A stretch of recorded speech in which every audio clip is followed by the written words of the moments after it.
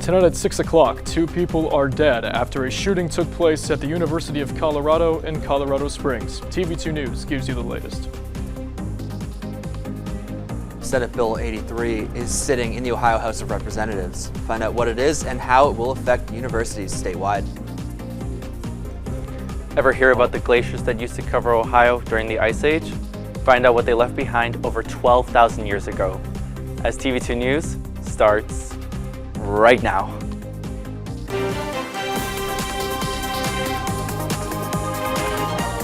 This is TV2 News.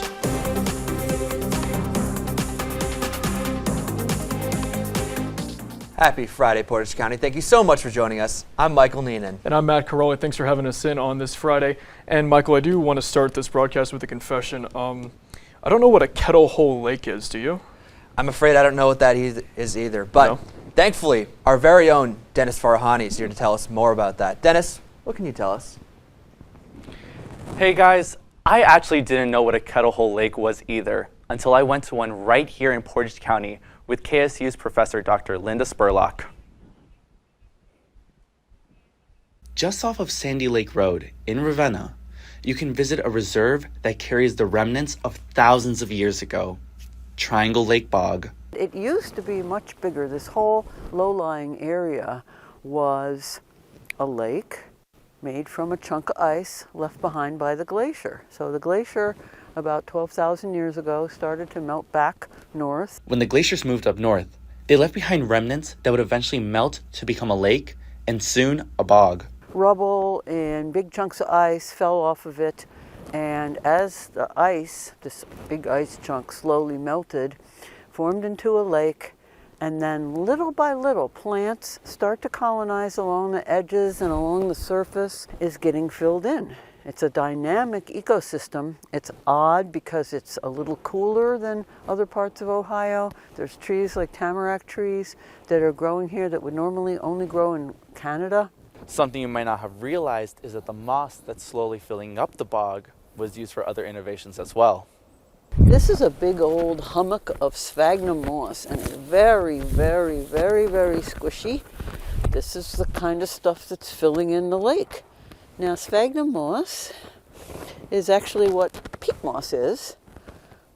When this is dried, it can hold so much fluid that indigenous people would dry it out and use it as filling for their babies' diapers. The bog is a rich ecosystem which has helped many different life forms live off of what it has offered. The bog has much plant life that is growing all around the lake, including a carnivorous plant. To see the full story on the bog, make sure to check out kentfire.com. Reporting for TV2 News, I'm Dennis Farahani.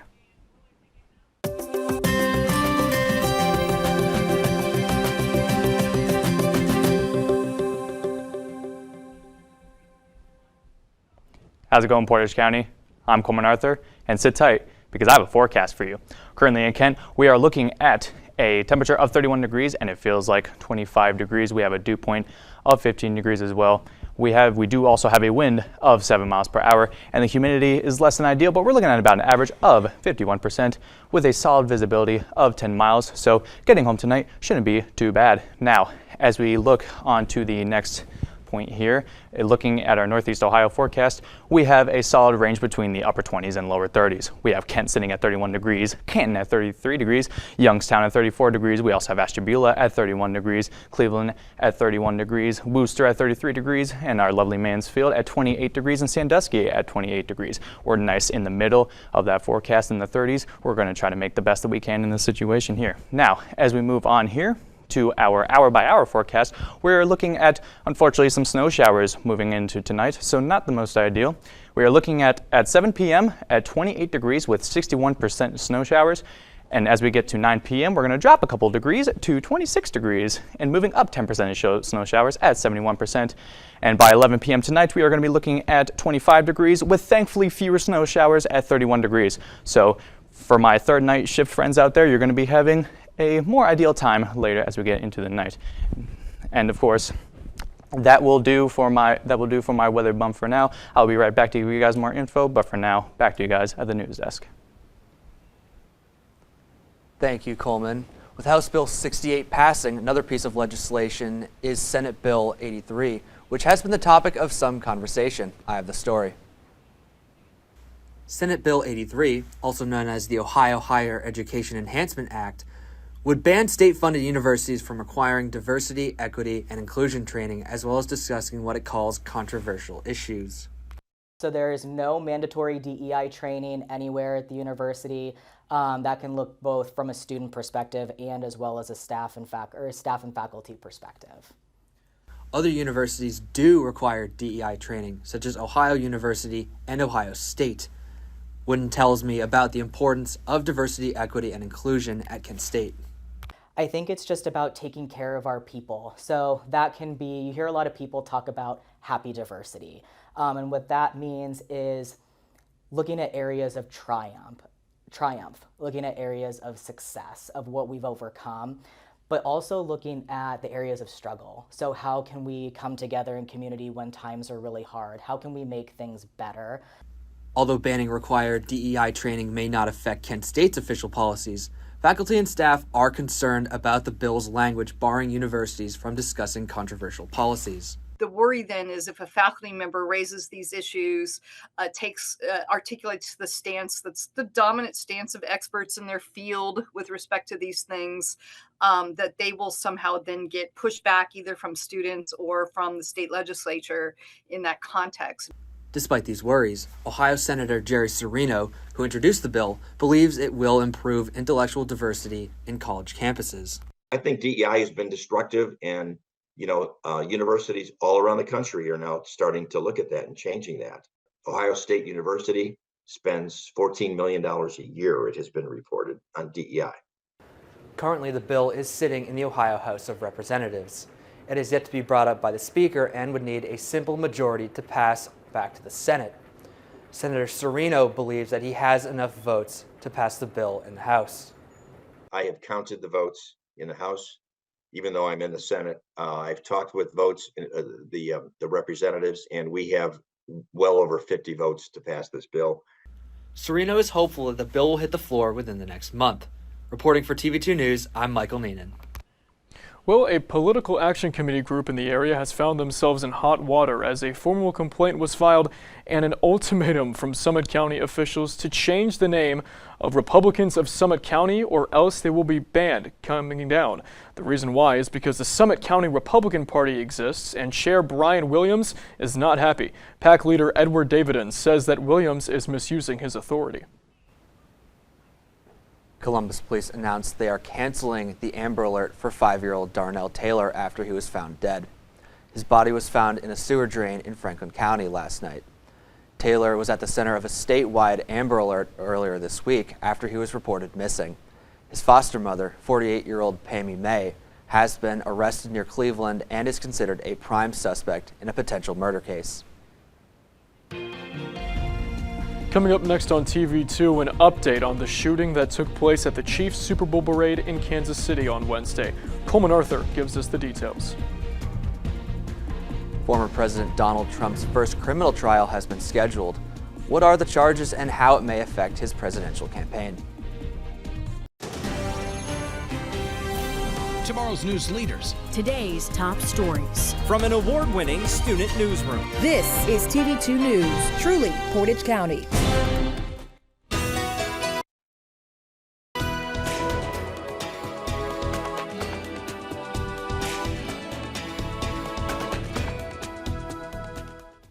Welcome back, Portage County. I'm once again Cohlman Arthur to give you some more weather highlights. Looking at our state of Ohio forecast we have here, we are looking at Akron being at 33 degrees. We have Steubenville here at 37 degrees. We have Athens also at 44 degrees. Columbus is at 35 degrees. Dayton is also at 35 degrees. Who knew? We have 40 degrees in Cincinnati and 28 degrees in Lima. So that is your state of Ohio forecast. Now, if we go in to our following state here. Now, if we look on to our forecast for tomorrow, we are looking at a temperature of 28 degrees. We're going to have mostly cloudy skies all throughout the day. We will hopefully have a little bit of sunshine though, and there will be some times where it'll be windy. You're looking at around a 6:01 sunset, so even though TV2 doesn't air on Saturdays, you'll have a nice sunset at 6 p.m. And we have wind going range between 10 to 20 miles per hour, so going to be a little chilly than what it might feel like tomorrow, but we're going to make it through excellently. And if we go into our 7-day forecast here, the weekend is going to hopefully get better as we progress through it. We are looking at 28 degrees with cloudy skies on Saturday, going into Sunday where it will be a little bit warmer and a little sunnier at 40 degrees with a low of 26. On going through Monday and Tuesday, we're getting up to 43 degrees and to 50 degrees on Tuesday. Wednesday, we're going to get even higher at 53 degrees with some cloudy skies.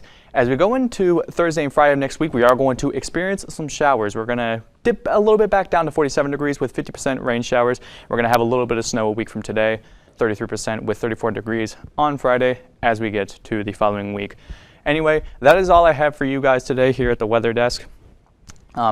Please stay tuned to KentWire.com for any more changes on the weather forecast, but for now, I'm going to throw it back to the news desk.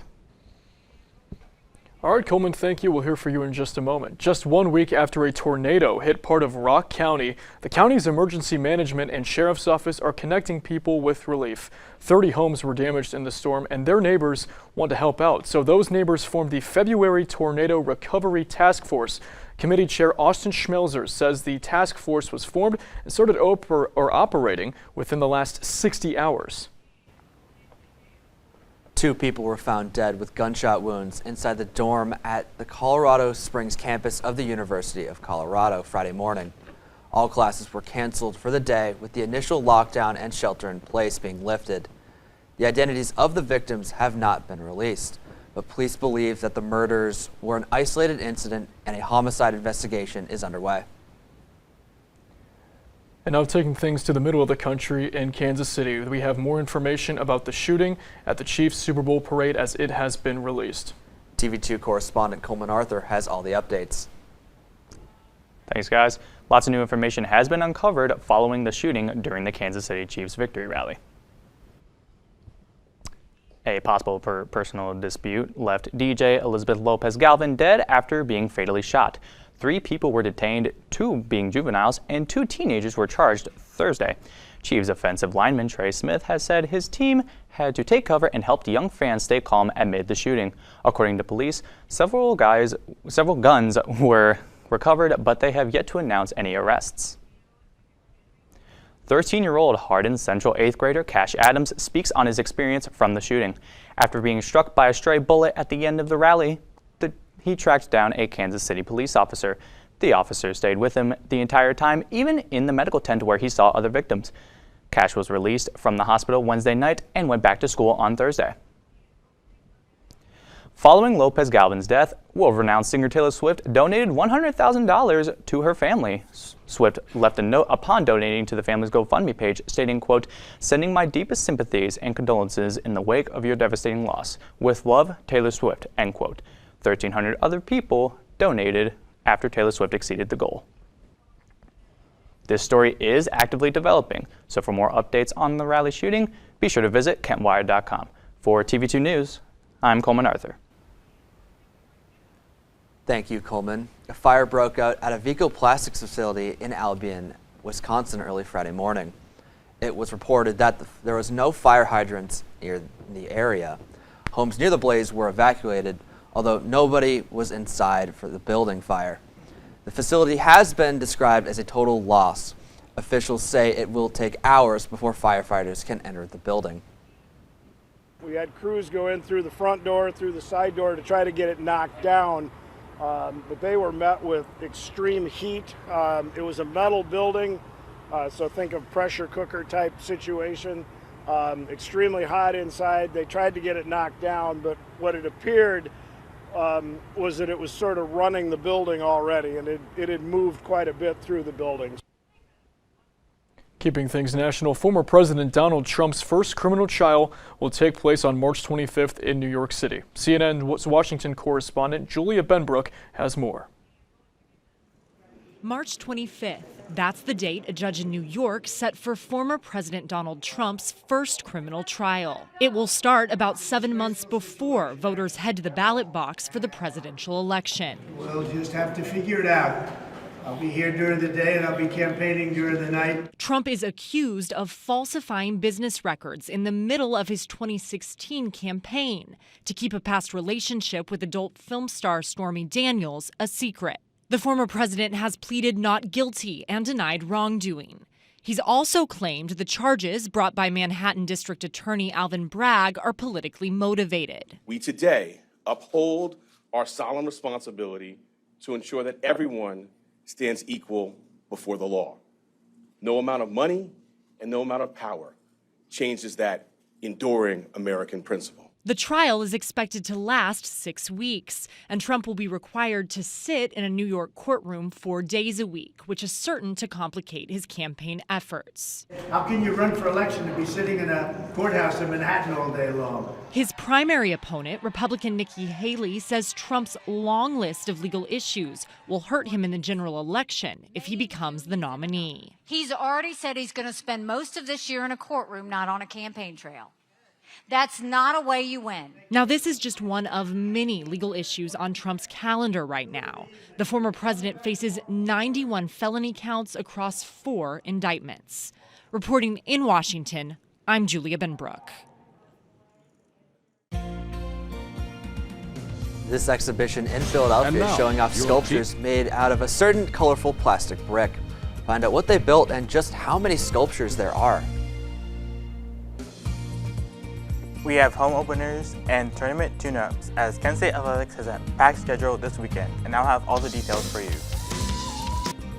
And now, your TV2 Sports Report.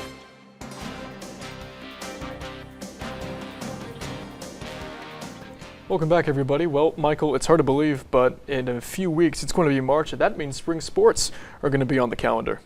That's right, Matt. Here to tell us more is our very own Alex Isaiah. Alex, what do you got for us? Thanks, guys. My name is Alex Isaiah, and Kent State Athletics has a busy weekend, so let's get right into the sports report. Let's not waste no time. And as we head to the track, after winning big at the Spire Indoor Games, the Kent State men's and women's track team is competing today in the Al Campbell Invitational at the University of Akron. The Flashes will be led by Liam Vinskovich and Gabby Bailey, who are both ranked top 100 in their respective national rankings. Events began today at 4 p.m. this afternoon. This will be their final meet before the MAC Indoor Championships next weekend in Ypsilanti, Michigan. And heading over to the Diamond, the Kent State baseball team is set to open the season in North Carolina, taking on the UNC Wilmington Seahawks. Kent State was picked to repeat as regular season champions in the preseason poll. Headlining the Flashes is shortstop Mike McNamara and Jake Casey, who led the squad with 12 home runs last year. This is the start of a 3-game series over the weekend as the Flashes began their road trip down south. And let's look at what the Flashes have on tap tomorrow. The women's lacrosse team looks to bounce back after the loss to the Ohio State University, as they will face George Mason in their home opener on Saturday at 1 p.m. Goalkeeper Taylor Montoro was named Mid-American Conference Defensive Player of the Week and will look to lead her team as she hopes to replicate that performance. This will be the Flashes and Patriots' first meeting in program history. And heading to the court, the women's basketball team last time out lost to the Old Dominion Monarchs 82-76 in the MAC Sun Belt Challenge. Despite the loss, star senior Katie Shoemate scored 26 points and 12 rebounds. As for the women, they are sitting in third place in the MAC, looking to possibly win the conference. One huge obstacle in their way is injury to starting point guard Corinne Hauser. Sophomore Deanna Gray looks to start in her place and be backed up by sophomore Elena Meyer. The Flashes will look to build on their MAC dominance as they visit Central Michigan tomorrow at 1 p.m. And with March just around the corner, the men's basketball team also coming off their MAC Sun Belt Challenge. Last time out, they took on the Troy Trojans and lost 68-78 in Trojan Arena. The men sit 500 at 12-12, 6th in the conference, looking to gain momentum as they will face 10th place Northern Illinois in the MAC on Saturday at 2 p.m. as they fight for tournament positioning. And that is all the time I have for you guys today. If you're a Kent State sports fan, there's a lot to be excited for. I've been Alex Isaiah, and let's take it back to the desk. All right, Alex, thank you very much. And Philadelphia is building its newest exhibit, Brick by Brick. We tell you what that is and when it will be open to the public. All in all, it's just another brick in the sculpture for Philadelphia. The Art of the Brick Lego exhibit is coming back to the city of brotherly love after nearly a decade, but this time it's got more than 100 creations by artist Nathan Sawaya. New additions include 13 sculptures of endangered animals like whales, polar bears, and gorillas. Lego versions of the Mona Lisa and Starry Night, as well as a dinosaur skeleton, will be on display. And gentlemen, that's just another reason why to go to Philly, right? I mean, you got the cheesesteaks, the Rocky statue, now get the Lego brick sculpture.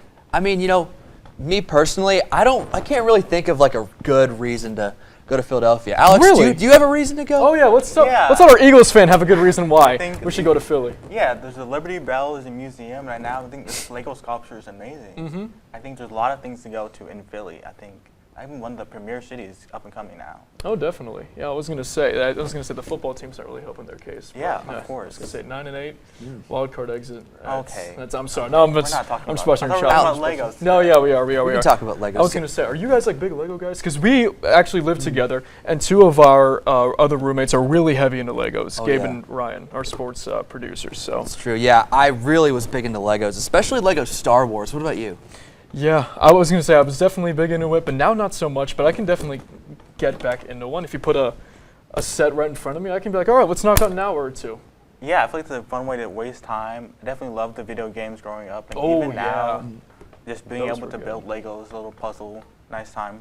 Nice Yeah. time to spend your time. Well, I will say also, I started building the Lego Death Star when I was 9 years old. I got it for my birthday back in 2011.